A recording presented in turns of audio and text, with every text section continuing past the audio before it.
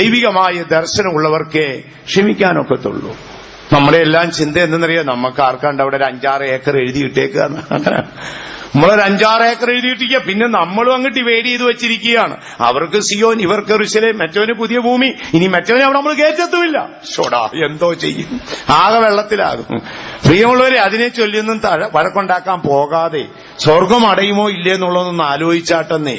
നമ്മൾ ചിന്തിക്കുന്ന പോലൊന്നും അല്ല നിത്യത. പ്രാഥമികമായ ഫസ്റ്റ് സ്റ്റെപ്പിൽ പോലും കയറാനൊക്കാത്ത നമ്മുടെ അവസ്ഥ എത്ര ഭയാനകം. ആകയാൽ നമുക്ക് ദൈവത്തിങ്കൽ പോകാം, നമ്മുടെ അവസ്ഥകളെ ദൈവത്തോട് പറയാം. യേശു പറഞ്ഞു, ഹൃദയപൂർവ്വം ക്ഷമിക്കണം. ഒക്കുന്നില്ലേ ദൈവത്തോട് പറഞ്ഞാട്ട്, ഈ രാത്രി ദൈവസ്നേഹം കൊണ്ട് നിന്റെ ഹൃദയം നിറയ്ക്കും. നീ 100% നീ പറയും, ഞാനത് ചെയ്യാമെന്ന് പറയും. ഇനി അടുത്തത് എന്തായിരിക്കുന്നറിയാമോ? അടുത്തതായി നമുക്ക് ക്ഷമിക്കണമെങ്കിൽ ഞാൻ പറഞ്ഞല്ലോ, ദൈവിക ദർശനം വേണം. ആ ദർശനം കണ്ടപ്പോൾ മുഴങ്കാൽ മടക്കി ഇവരോട് ക്ഷമിക്കണമേ എന്ന് പറഞ്ഞു. നമുക്കങ്ങനെ ചെയ്യാൻ ഒക്കുവോ? ഇവിടെ ബഹുമാനപ്പെട്ട പാസ്റ്റർ ടി.യു. അപ്പച്ചൻ പ്രസംഗിക്കുമ്പോൾ കർത്താവായ യേശുവിന്റെ വിലാപ്പുറത്ത് പടയാളി കുന്തം കൊണ്ട് കുത്തി. കുന്തം വലിച്ചൂരിയപ്പോൾ രക്തവും വെള്ളവും പുറപ്പെട്ടു. എറണാകുളത്ത് അദ്ദേഹം പ്രസംഗിച്ച് ഞാൻ കേട്ടതാ. ഞാൻ കറുകച്ചാലിൽ ഇരിക്കുമ്പോഴേ ഒരു ദിവസം ഞാൻ തിരുവല്ലയിൽ നിന്ന് അങ്ങോട്ട് പോവാ. അപ്പൊ ചങ്ങനാശ്ശേരി ഇറങ്ങിയിട്ട് അവിടെ പ്രൈവറ്റ് ബസ് സ്റ്റാൻഡിൽ ചെന്നിട്ട് അവിടുന്ന് ഞാൻ ബസ് കയറി. ഞാൻ ബസ്സിലിരിക്കുമ്പോൾ ഒരു കള്ളൂടിയൻ കയറി. അവനിങ്ങനെ നാടുക. അവൻ ഉരുണ്ട് എന്റെ പുറത്തോട്ട് വീഴുമോന്ന് ഓർത്ത് ദയ തോന്നി ഞാൻ ഇച്ചിരി ഒതുങ്ങി അവനെ അങ്ങ് ഇരുത്തിയതാ. തൊട്ടപ്പുറത്തൊരു CSI അച്ഛനെ ഇരിപ്പുണ്ട്. ഇരുന്ന ശേഷം ഉണ്ടല്ലോ ഇവനങ്ങോട്ട് ചീത്ത വിളി തുടങ്ങി. എന്നാ ചീത്തയിടാവൻ വിളിക്കുന്നത്, ഭയങ്കര ചീത്ത വിളിക്കുക. അവനങ്ങ് അഡ്രസ് ഇല്ലാതെ പറയും, എന്റെ മുഖത്ത് തുപ്പല് തെറിക്കുക. എനിക്കൊന്നും അത് ഒത്തിരി സൗമ്യതയും പക്വതയൊന്നുമില്ല. അപ്പൊ ഞാനിങ്ങനെ നോക്കുന്നുണ്ട്, ഇടയ്ക്കിടയ്ക്ക് എന്റെ മുഖത്തോട്ട് തുപ്പൽ ഇങ്ങനെ തെറിക്കുകയാണ്. അപ്പൊ വണ്ടിയിലിരിക്കുന്നവരെല്ലാം ചിരിക്കുന്നുണ്ട് കേട്ടോ.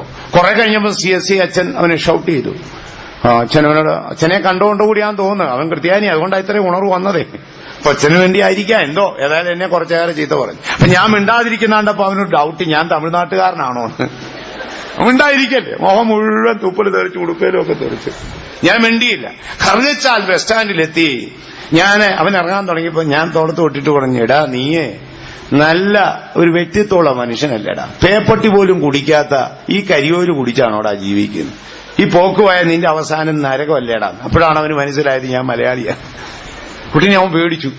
അവൻ പറഞ്ഞു, എന്നെ പ്രാകരുത്, എന്നെ ശപിക്കരുത്. ഞാൻ പറഞ്ഞു, പ്രാകത്തുമില്ല ശപിക്കത്തുമില്ല, അപ്പൊ എന്നോട് ക്ഷമിക്കണം. അപ്പൊ ഞാനേ ഈ പാസ്റ്റപ്പച്ചന്റെ ശബ്ദം എന്റെ കാതിൽ ഇങ്ങനെ കേൾക്കുകയാണ്. പടയാളി ഒറ്റ കുത്തുകുത്തി കുന്ത ഊരിയപ്പോൾ രക്തവും വെള്ളവും പുറപ്പെട്ടു. ക്ഷമിക്കുന്നെങ്കിൽ ഇപ്പം ക്ഷമിക്കണം, ക്ഷമിക്കുന്നെങ്കിൽ ഇപ്പം ക്ഷമിക്കണം, ക്ഷമിക്കുന്നെങ്കിൽ ഉടനെ രക്തവും വെള്ളവും പുറപ്പെട്ടു. അതെന്റെ കാതിൽ കേട്ടോണ്ടു. തുപ്പല് മുഖത്ത് വീണോണ്ടിരുന്നു. ഇറങ്ങാൻ നേരം ഇവൻ എന്നോട് പറയാ, എന്നോട് ക്ഷമിക്കണം. ഞാൻ പറഞ്ഞു, ക്ഷമിച്ചു. അങ്ങനെ ക്ഷമിച്ചെന്നുണ്ടെങ്കിൽ അവന്റെ ഈ 2 പൊതിയിരിക്കുക, ഒന്ന് പെരിഞ്ചീരകോ ഒന്ന് ഉഴുന്നുവടയും. അവൻ പിള്ളേർക്ക് മേടിച്ചോണ്ട് പോവാണെന്നേ. ഇതിലേതെങ്കിലും ഒന്ന് ഞാൻ മേടിക്കണം. എന്തോ ചെയ്യും? അത് മുഴുവൻ തുപ്പല് തെറിച്ച് ഒരു പരുവത്തിൽ നനഞ്ഞിരിക്കുക. ഒന്നിൽ അത് മേടിക്കണം, അല്ലെ ഇത് മേടിക്കണം. ഞാൻ പറഞ്ഞിട ഇത് രണ്ടും എനിക്ക് വേണ്ട, ഞാൻ നിന്നോട് ക്ഷമിച്ചു. അതൊക്കത്തില്ല, ക്ഷമിച്ചു. പാസ്റ്റർ എന്നോട് ക്ഷമിച്ചെങ്കിൽ എന്റെ നീ പൊതി മേടിക്കണം. എന്ത് ചെയ്യും? വണ്ടി പോണ്ടേ. ഇച്ചിരി കഴിഞ്ഞപ്പോ ആ കണ്ടക്ടർ ചെവി വന്നിട്ട് പറയാ, പാസ്റ്ററെ അതങ്ങ് ഒരു പൊതി അങ്ങ് മേടിയില്ലേ, പോകുമ്പോ അങ്ങ് തോട്ടിക്കളഞ്ഞേരെ, ഞങ്ങൾക്ക് വണ്ടി വിടണ്ടേ. എന്തോ ചെയ്യും? അവസാനം ഞാനൊരു പൊതി മേടിച്ചു. അവൻ വണ്ടിയെന്ന് ഇറങ്ങണ്ടേ. അപ്പൊ ദൈവമക്കളെ, ഒരു സത്യം ഓർത്തുകൊള്ളണേ. നമ്മുടെ പിതാക്കന്മാരായ വിശുദ്ധന്മാർ പറഞ്ഞ വാക്കുകൾ നിങ്ങളുടെ ഓർമ്മയിലൊന്ന് എഴുതി സൂക്ഷിച്ചാട്ടെ. അവരൊക്കെ അങ്ങനെ ജീവിച്ചിട്ട് നമ്മളോട് പറഞ്ഞവരാണ്. ഓർത്തുകൊള്ളണമേ, നമ്മുടെ വാക്കുകൾ, ആ കാര്യങ്ങൾ ആഴത്തിൽ ഒരു ദൈവിക ദർശനം നമുക്കുണ്ടാകണം. അടുത്ത ഭാഗത്തേക്ക് നമുക്ക് പോകാം. അടുത്തത്, നമുക്ക് ഇങ്ങനെ ക്ഷമിക്കണമെങ്കിൽ പൗലോസ്ലീഹ പറയുന്നത്, പരിജ്ഞാനത്തെ കവിയുന്ന ക്രിസ്തുവിന്റെ സ്നേഹം ഉണ്ടെങ്കിലേ ഒക്കത്തുള്ളൂ. പരിജ്ഞാനത്തെ കവിയുന്ന ക്രിസ്തുവിന്റെ സ്നേഹം.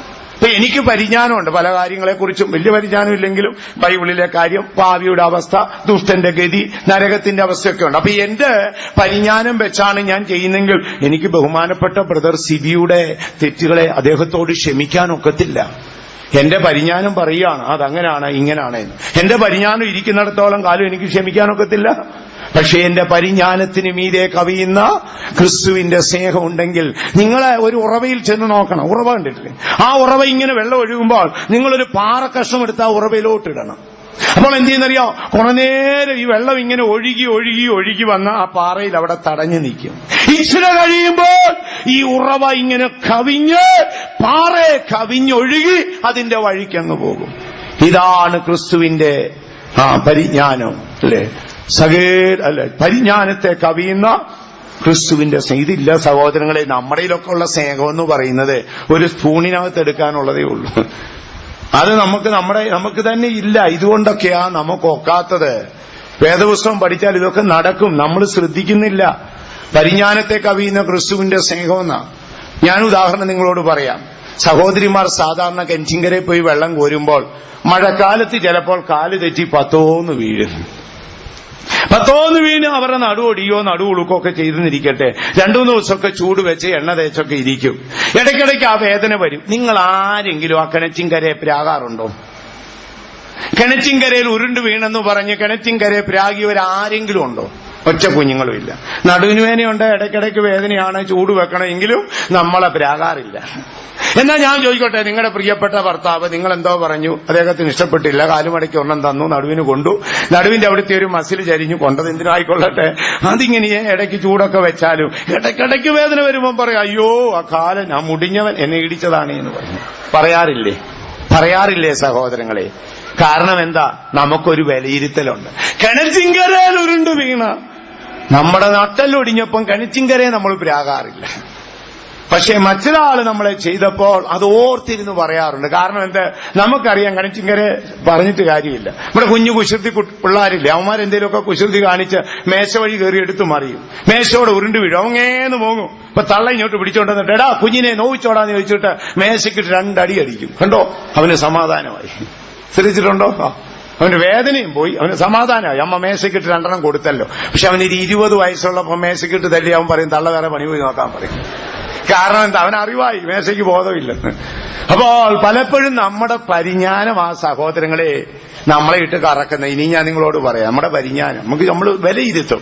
പണ്ടൊരു പ്രതിസന്ധിയുടെ മുഖത്ത് ഞാനൊരാൾ ദൈവത്തോട് പറഞ്ഞു, കർത്താവേ അത് വേറെ ആരെങ്കിലും ഒക്കെ ആണെങ്കിൽ ക്ഷമിക്കാം, ഞാനതൊന്നും ക്ഷമിക്കൊക്കത്തില്ല. അത് വേറെ ആരെങ്കിലും കൊച്ചൊരാളായിരുന്നെങ്കിൽ ഞാൻ ക്ഷമിക്കാം. ഇത്രയും വലിയ ആൾ, ഇത്രയും ഇങ്ങനെ അങ്ങനെയൊക്കെ ഉള്ള ആളല്ലേ, അത് ഞാൻ ക്ഷമിക്കത്തില്ലെന്ന് പറഞ്ഞു. ഞാൻ ക്ഷമിക്കുന്ന പരിപാടിയില്ല. എന്നിട്ട് ഞാൻ ഒരു 5-6 പേരുടെ ലിസ്റ്റ് എഴുതി വെച്ചു പറഞ്ഞു, ഇന്നാരൊക്കെ ആണെങ്കിൽ ക്ഷമിക്കാമെന്ന് പറഞ്ഞു. കുറെ ദിവസം കഴിഞ്ഞപ്പോൾ യേശുവിനോട് ചോദിച്ചു, അതെന്താ ക്ഷമിക്കാത്തത്? അവര് വലിയവരും ഇവര് ചെറിയവരും. യേശുവിനോട് ചോദിച്ചു, അവര് വലിയവരാണെന്ന് നിന്നോട് പറഞ്ഞത് ആരാണ്? അവിടെയാ കുഴഞ്ഞുപോയി. എടാ, അവര് വലിയവരാണെന്ന് നിന്നോട് പറഞ്ഞത് ആരാ? നിന്റെ ദൃഷ്ടിയിൽ അവര് വലിയവരും മറ്റവര് ചെറിയവരുമാണോ? അവർ വലിയവരും ഇവർ ചെറിയവരുമാണെന്ന് പറഞ്ഞത് ആരാണ്? അപ്പോൾ നമുക്ക് ക്ഷമിക്കാൻ കഴിയാത്ത വിഷയം എന്താണ്? നമ്മുടെ പരിജ്ഞാനം, നമ്മുടെ അറിവ്. നമ്മളല്ലേ ചിലർക്ക് ഇങ്ങനെ ഓർമ്മയിൽ എഴുതി സൂക്ഷിച്ചു വെക്കും. ദൈവമക്കളെ, അതൊന്നും സംഭവിക്കരുതേ. നരകം വാവിളർന്ന് വിഴുങ്ങുമേ. ഈ ലോകത്തിലുമില്ല, നിത്യതയിലും ഇല്ലാതായി പോകരുത്. അപ്പൊ നമുക്ക് ക്ഷമിക്കണമെങ്കിൽ എന്ത് വേണമെന്നറിയാമോ? പരിജ്ഞാനത്തെ കവിയുന്ന ക്രിസ്തുവിന്റെ സ്നേഹം ഉണ്ടെങ്കിൽ ക്ഷമിക്കാം. അങ്ങനെയാണെങ്കിൽ പിന്നെ